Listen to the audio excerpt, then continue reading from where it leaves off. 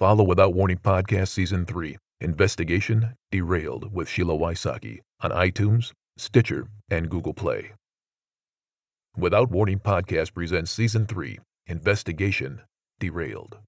Come behind the curtain with private investigator Sheila Wysocki and examine a major injustice. Warning, the following episode contains elements that are graphic in nature. Listener discretion is advised.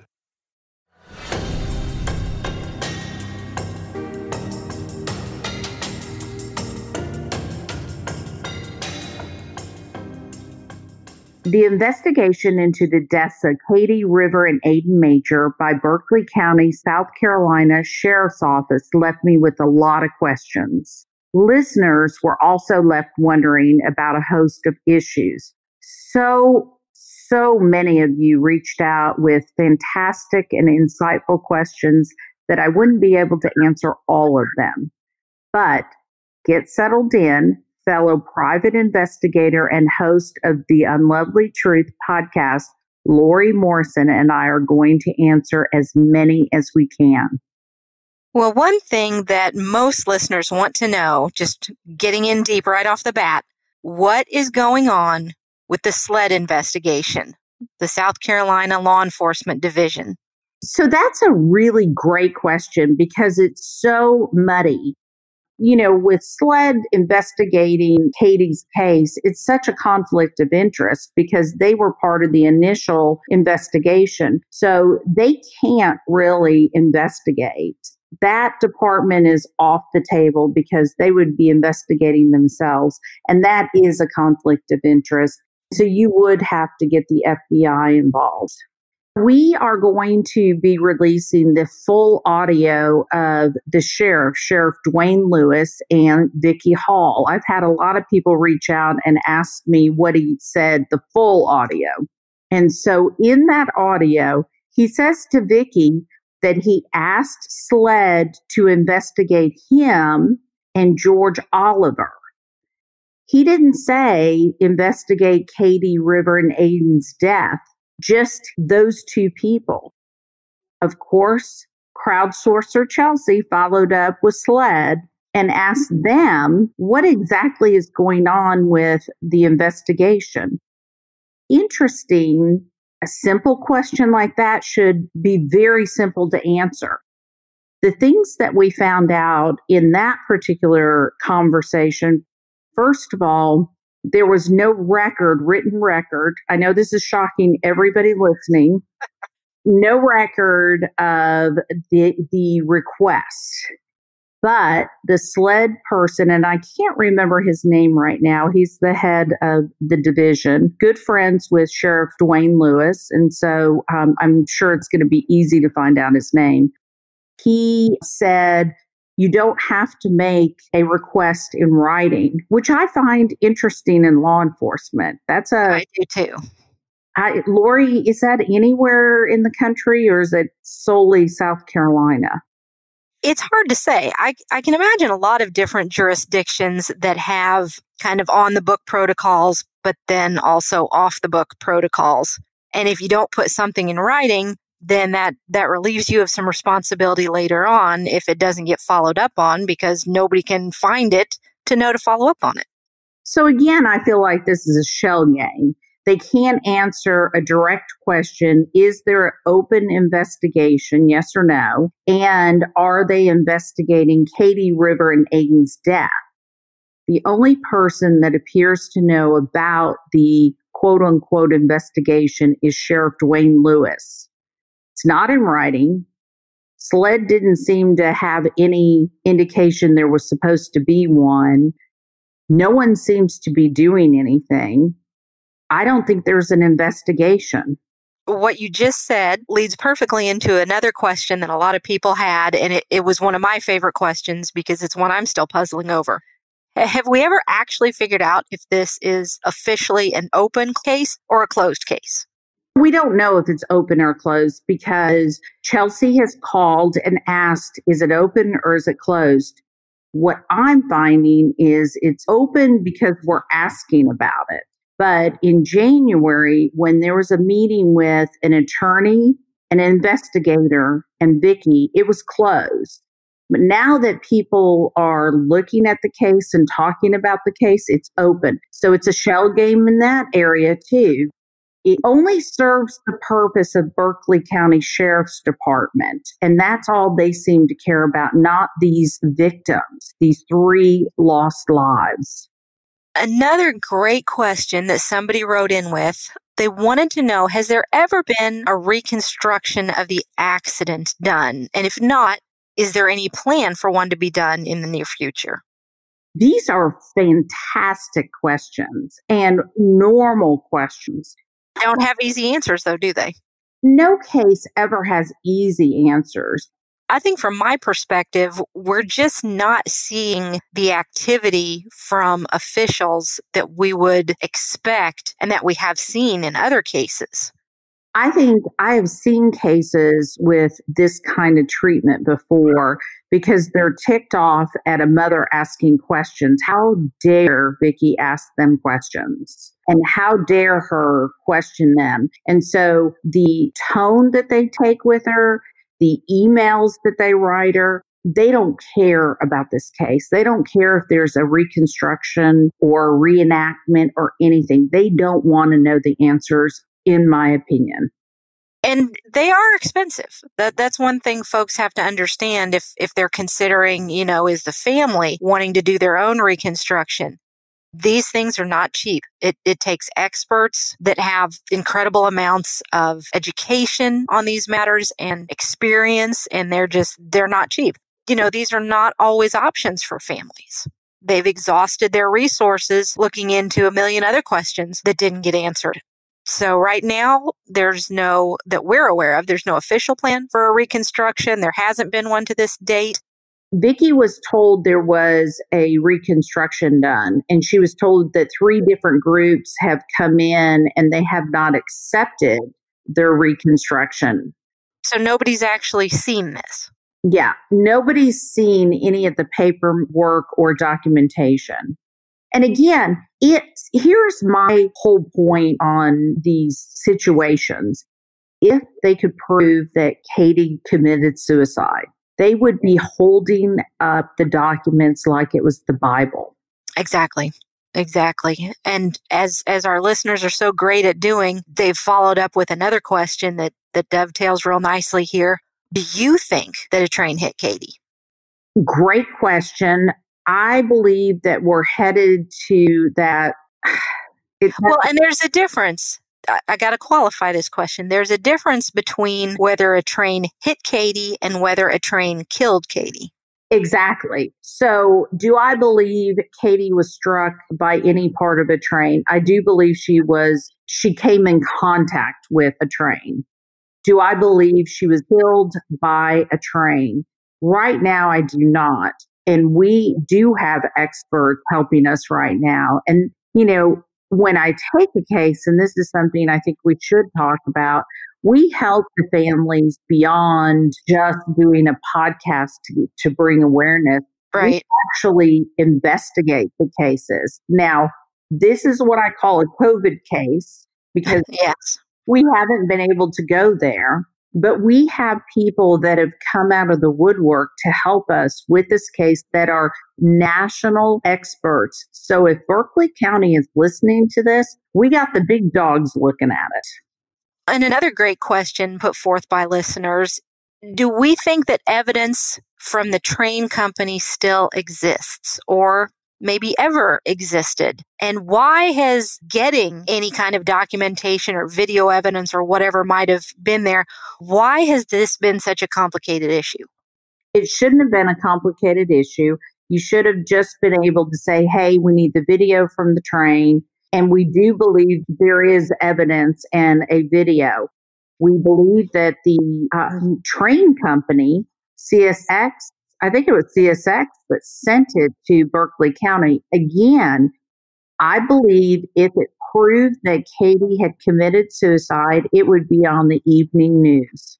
Right. And we've just not been given enough documentation to be able to completely confirm or completely refute what exists, what doesn't exist. There's questions about someone saying something was requested, but then we find no documentation of it. and we find no evidence that anything was given in response to that. So it's just, you've said this before, it's a muddy, murky mess.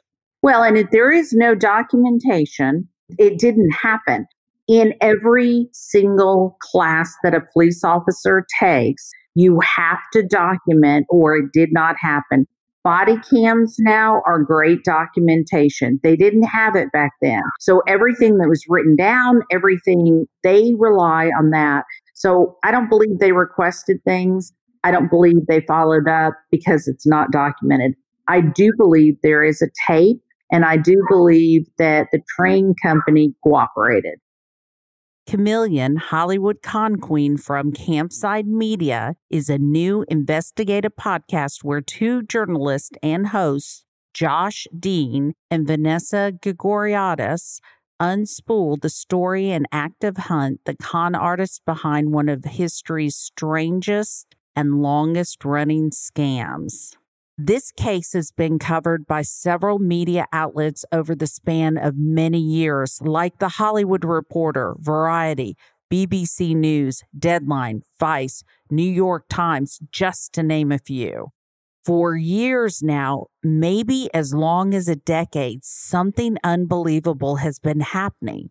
Dozens of people from Hollywood's working class, aspiring trainers, security guards, makeup artists have been flying to Indonesia on the promise of career-making work, key roles on blockbuster films. But there are no jobs. It's all a scam. And it doesn't just happen here. Hong Kong, China, Australia, the UK, around the world, ambitious professionals have fallen into the same trap.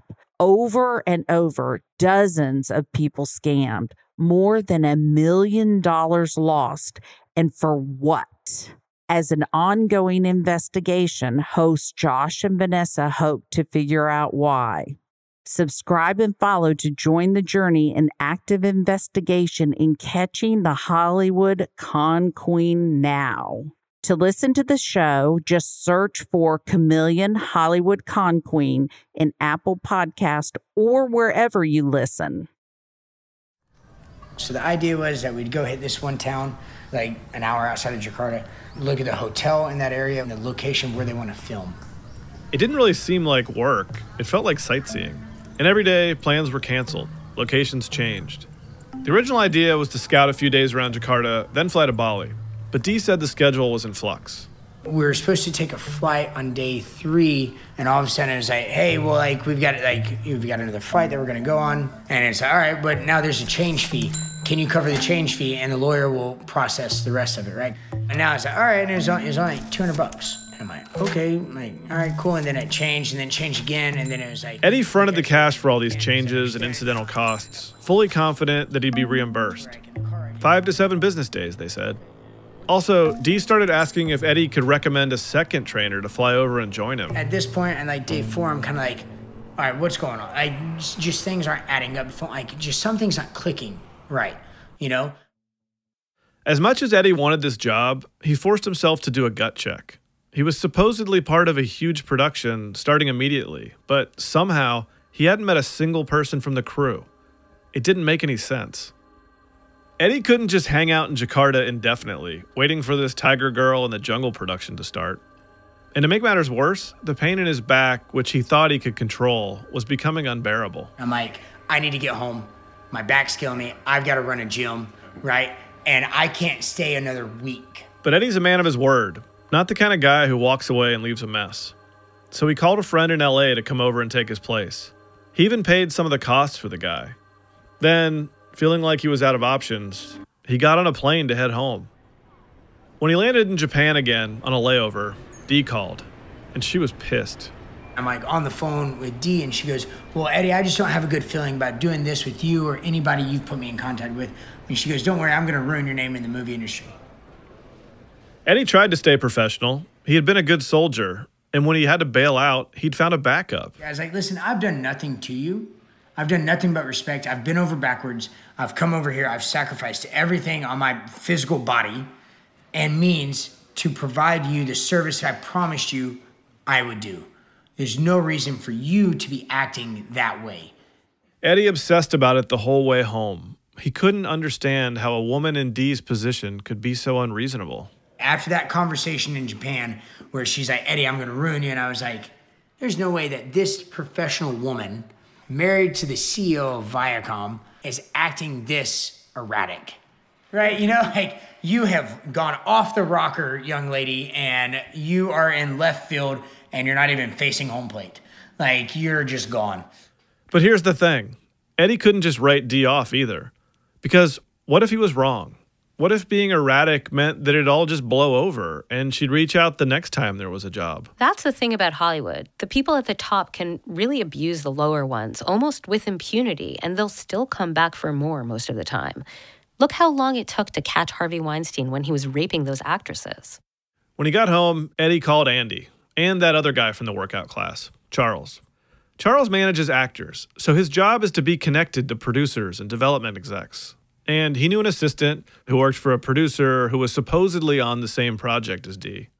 And so I got her and I wrote an email. I was like, hey, I'm supposed to have a meeting with you, but I can't get in touch with Dee. She goes, we have you nowhere on the books. We've never heard of you. Something definitely wasn't right. Charles especially felt it. Here's where, for me, where like my, Inspector Gadget lights all went off, is he forwarded me an email from Dana Goldberg. But when I saw her email address, I was like, oh, I know Dana really well. That's not her email address. So I called her. I was like, do you know anything about this? Do you know anything at all about this, job in Indonesia? And she's like, I don't even know what you're talking about. Not only do I know what you're talking about, is like, why are you calling me to ask? Alarm bells were officially ringing. Andy and Charles asked Eddie to send over all the correspondence he'd gotten from Dee. And Charles, who happens to know a lot about computers, found that the domain registry for 𝐷𝐒𝐏𝐾.com, which Eddie's Dee had been using, was registered just 2 days before she first contacted him. He also found something in the NDA that Dee had asked Eddie to sign. The wrong name in the source code. I opened up the source code in Acrobat, and I saw in the source code Leslie Linka Glatter's name buried, and then which meant the text of the NDA was actually ripped from another document, one intended for a different producer entirely.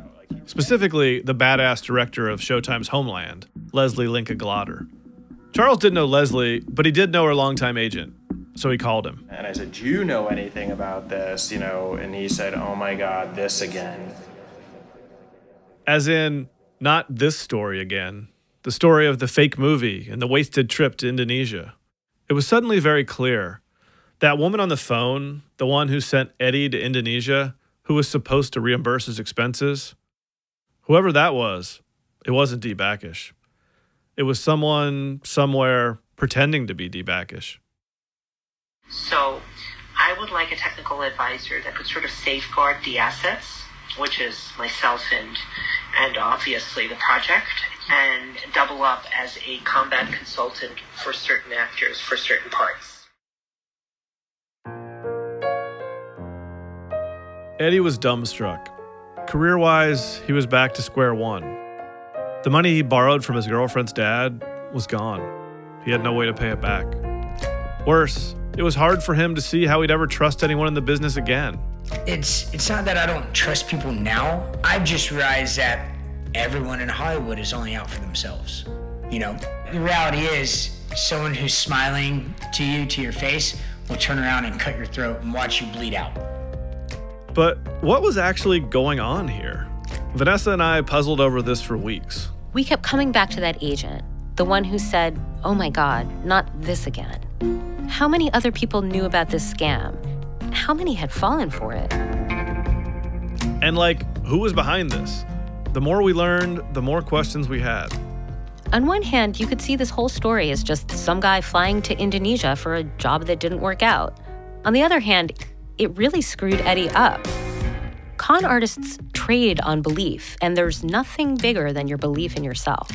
In this case, Eddie's belief that he is a great trainer who should be hired for a high-paying film gig. Losing that faith, it just completely shook Eddie's trust in humanity.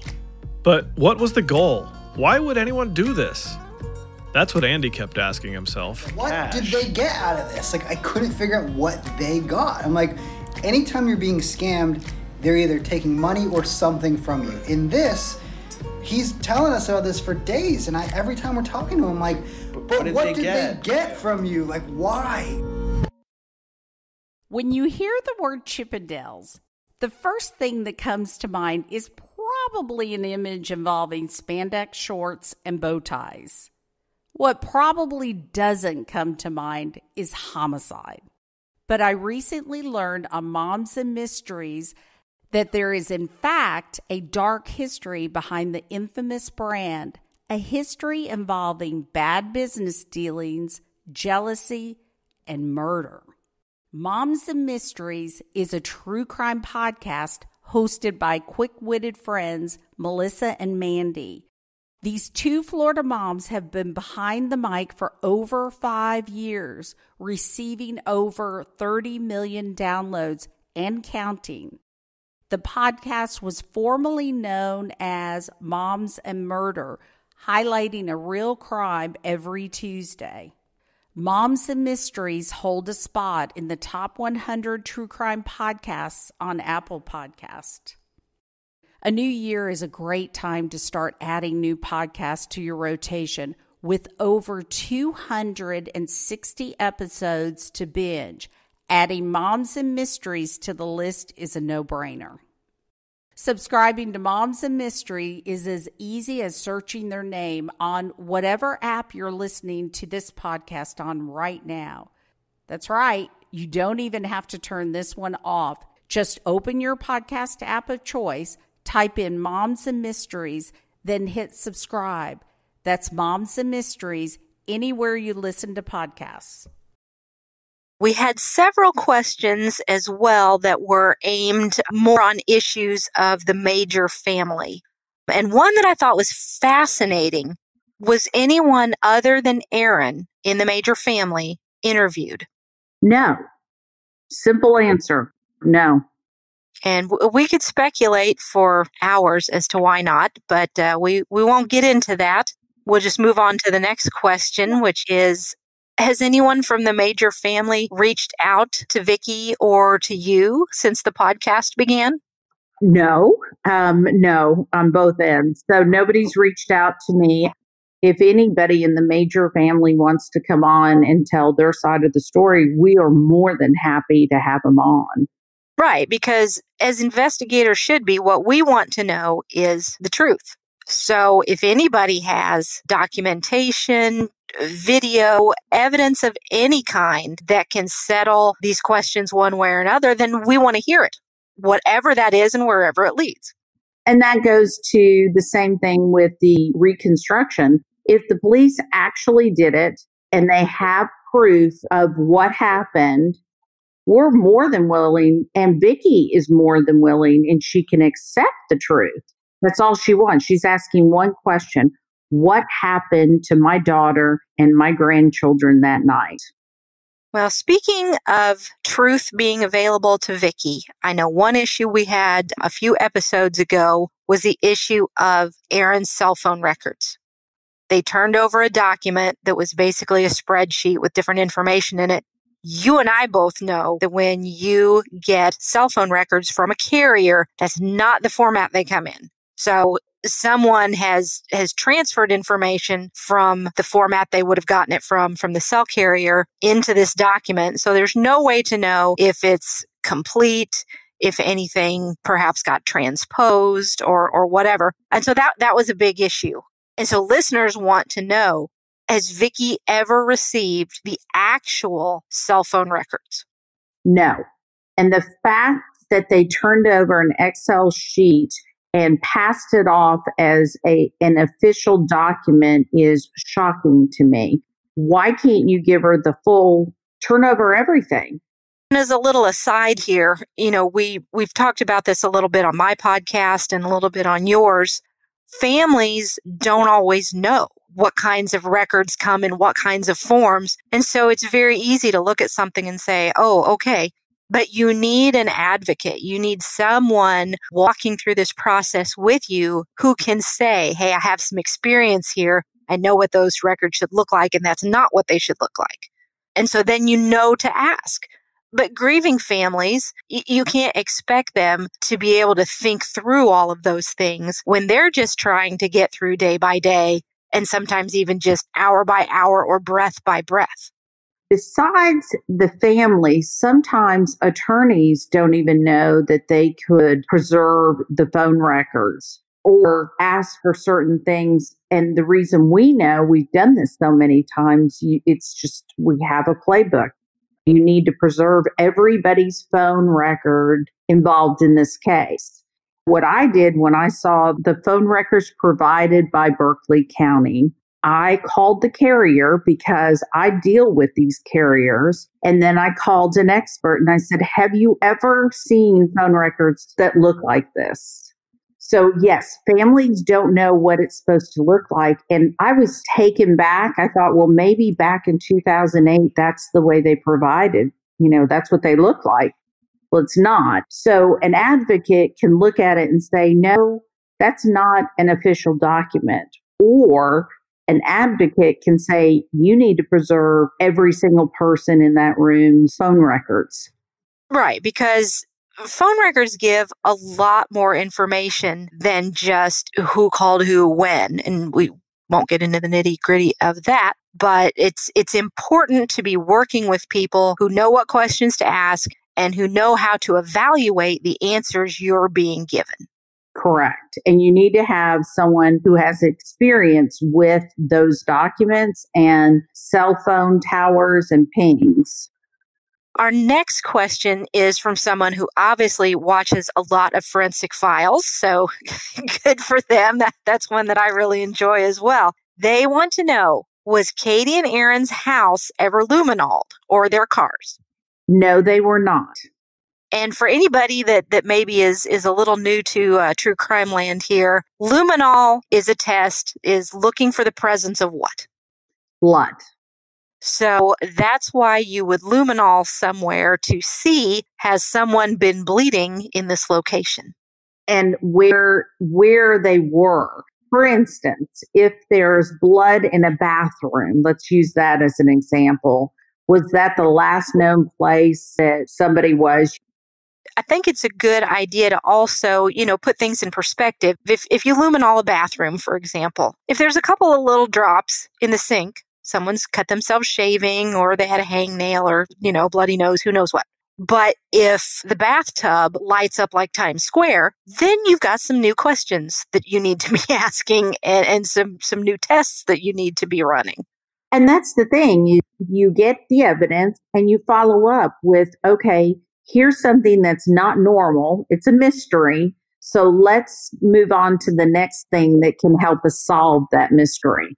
You mentioned this a couple of episodes ago, and I think it was even the title of the episode.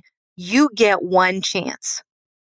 You can't go back and luminol anything now. It's been 12 years. Yes. So when you go into a scene, you get one opportunity to gather evidence. And so you need to bag and tag and picture everything.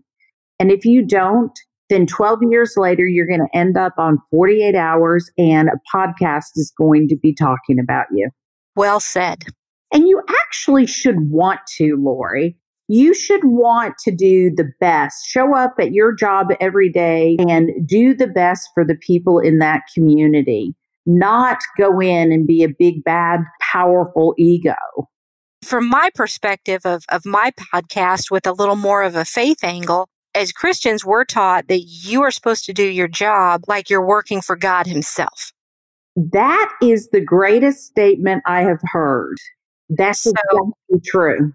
Yeah, I think if we could all keep that in the forefront of our minds, and I certainly am not always 100% faithful to that, but, when you stop and you think about that and you think, okay, I'm accountable to my boss, I'm accountable to the family, but I've also got to stand before God someday, if you believe the way I do, and I have got to answer for what I did and for what I should have done but didn't.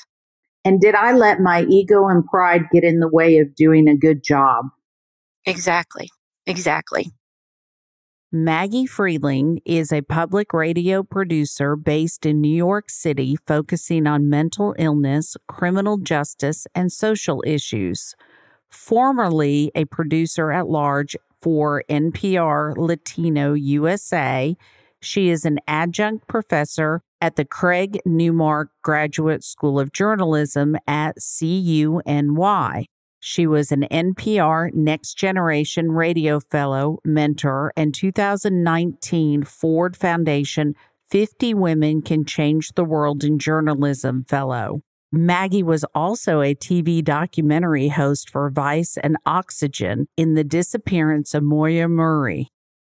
The Innocent Project gives a conservative estimate that there are over 20,000 innocent people currently locked away in U.S. prisons, convicted of crimes they did not commit.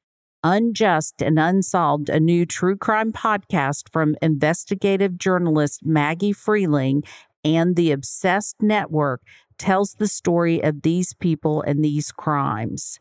Each episode will focus on a single case. The stories are told through original interviews with the convicted person, their loved ones, lawyers, and advocates. Maggie examines the crimes, sharing all the evidence pointing away from the convicted person, and in some instances, presenting the case for other suspects. Unjust and Unsolved is a compelling mix of investigative journalism and true crime storytelling. Find Unjust and Unsolved and all Obsessed Network podcasts wherever you get your podcasts. My name is Maggie Freeling. I'm an investigative journalist, and I'm excited to tell you about my new podcast from the Obsessed Network called Unjust and Unsolved.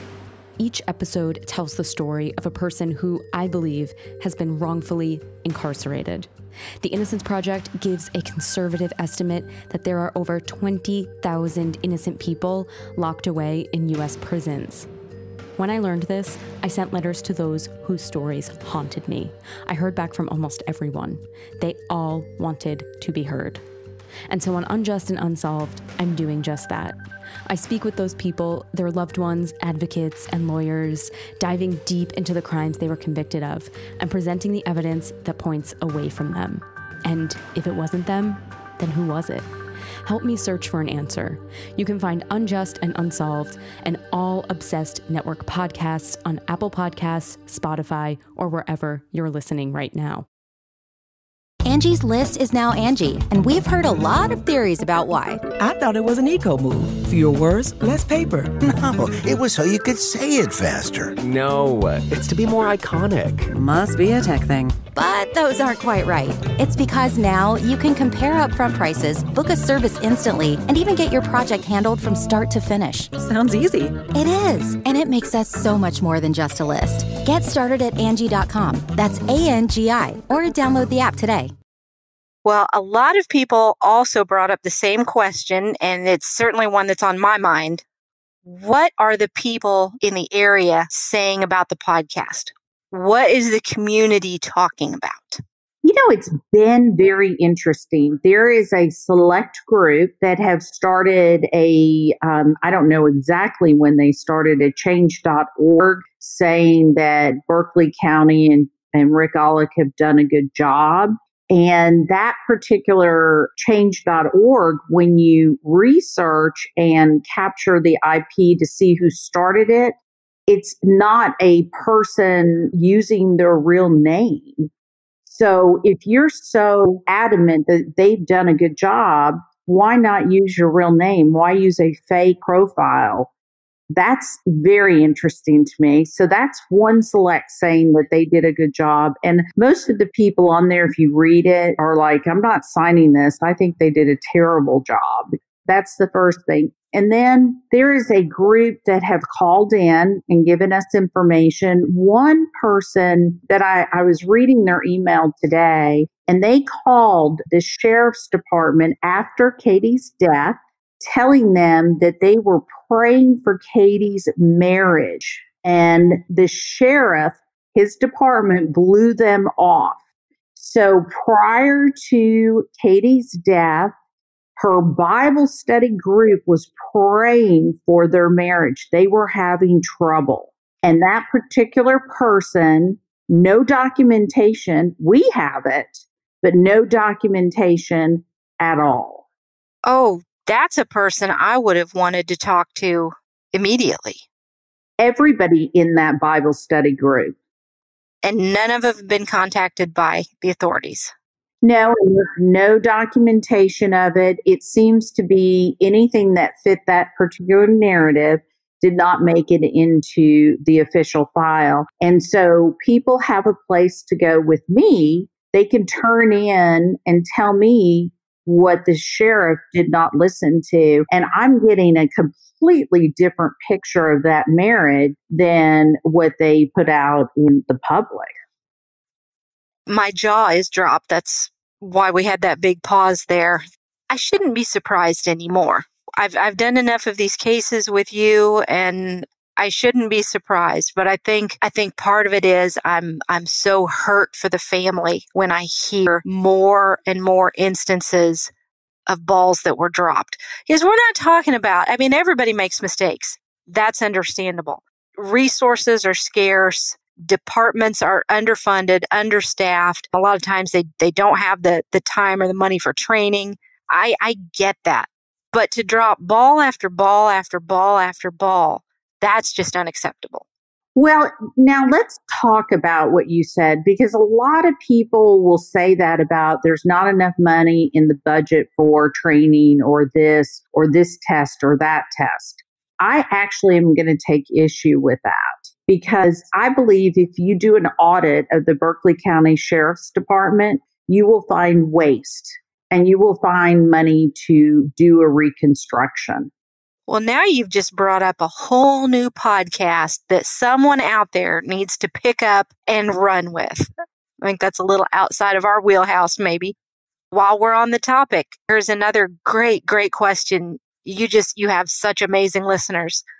They want to know, what recourse does Vicki have against the police? And I'm not sure exactly what they mean by that, but I'm going to assume, as most people do, that they're talking about potential litigation. So every county and state's different, but there are always loopholes, and there's always attorneys willing to help victims' families. And so right now, I think Vicki has some people helping her. I think Vicki has options that are in the statutes. Here's something that I want people to really understand. Lawsuits are great options in certain circumstances to get certain types of answers, to get redress, to get restitution sometimes. But lawsuits are hard. They can take a lot of money to finance, not only attorney's fees, but you've got filing fees. You've sometimes got to have expert witnesses. They take an enormous amount of time and energy as well, even pre-COVID, and now it's worse. Yes, there are some potential actions that Vicki might be able to have, but a large number of successful suits against police tend to be for excessive force, and what the public definitely sees as being extremely egregious and being more physical misconduct related. It's quite a bit harder to bring actions when you're talking about somebody's professional opinion of what they should have done or shouldn't have done, because they can always fall back on, in my professional knowledge, I felt that this was the best way to go. So it's a hard row to hoe. You and I go back and forth on things. And I know it's shocking that Lori and I do not agree on everything or anything. So actually, that's not true. Lori is so smart and great sparring partner on thoughts. But I know from doing this, there is a professional responsibility that they have to these families. Now, whether Vicki wants to go down that road or not, I don't know. I also know I don't back down, and Vicki doesn't seem to be a person to back down either. If she's right or if I'm right, we're going for it. So I think she has spent 12 years of her life. It was robbed from her. because the police did not do their job, in my opinion, as a professional investigator. I will say even the Major family deserved a better investigation than that, because today we're wondering who's responsible. Was it Katie? Was it someone else?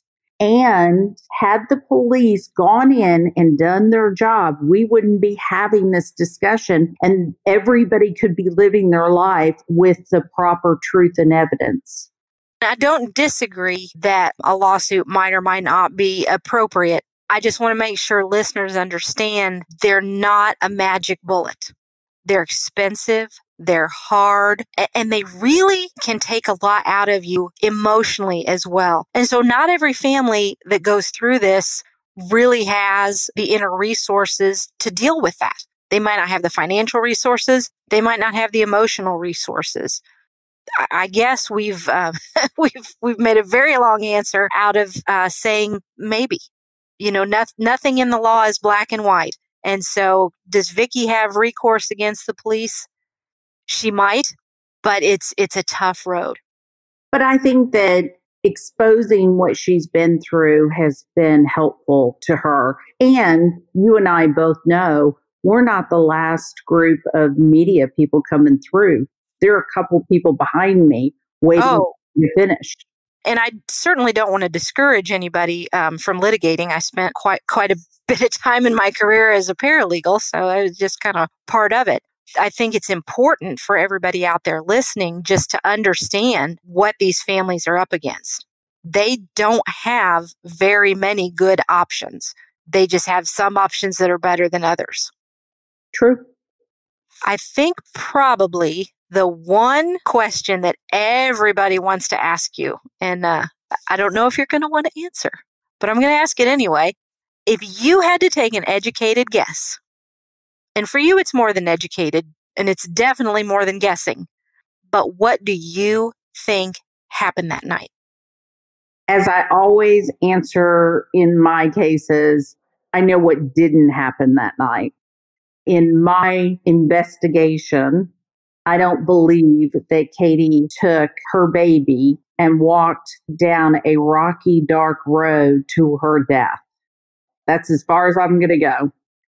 Well, it's been so great to hear from listeners and to see their passion, because getting people passionate, getting people willing to get involved, that's what cases like these are going to take. Right. And one of the questions that came in late, but I think we need to address it, is what can the listeners do? And this is where I'm going to say we have a campaign coming up. Look for the campaign, join the campaign, because it will be national and it will expose what women in these situations, and I mean Katie and Vicky, they're both victims, what they have to do and how they have to fight the authorities in order to get help.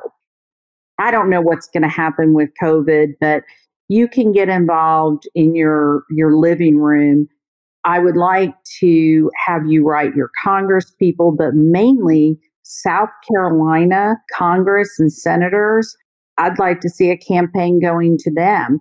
I know several people have contacted them. I know we've been in contact with them, and they are very interested in this. They've got a lot going on in Washington, but they have advocates working with us. So please join us with that, because having the sheriff's department and SLED looking at the case is going to do nothing. But having a congressman or a senator saying, get this taken care of, that will do something. Well, I feel very honored that I've been able to play a small part in what's coming up with this campaign. So I'm very excited to see how people respond to that. But you're exactly right. People can do something just from their living room. Right now, when you get done listening, you can share this podcast with other people who will be not only interested in the content, but willing to get involved. Then they can share. Support podcasts that tell the stories of the victims. You know, the top podcasts make a lot of money. Most podcasts don't. And so if there is a group you can join to financially support your favorite small podcast, do that. The same with people on YouTube that are doing the same type of work, just in a slightly different medium, bloggers. Help those people keep doing what they're doing, because public pressure and public awareness is what's going to make things change. Absolutely. And I will say my small little group of 200 volunteers working for victims' families, I cannot tell you how impressive they are. I have featured several, but there are many more behind the curtain that are not public, and they're doing just as much work, and they're helping everyday Vicky and other families like Vicky. Oh, they're amazing. I wish that all the listeners could be on a Zoom call and hear the passion, the concern, the wonderful ideas, the encouragement for everybody else on the call. It's a tremendous resource. So any of you that are listening that have been a part of that, you are helping change the world one case at a time. Investigation should answer questions, not muddy the waters even further. Vicky Hall and the rest of Katie's family deserve answers, but they can't get them without your help. Someone listening knows what happened. Please reach out anonymously and share your information. And be sure to listen next week when we turn our focus to who Katie was in life and share what she and River and the anticipating of welcoming Aiden into the family meant to those who loved them.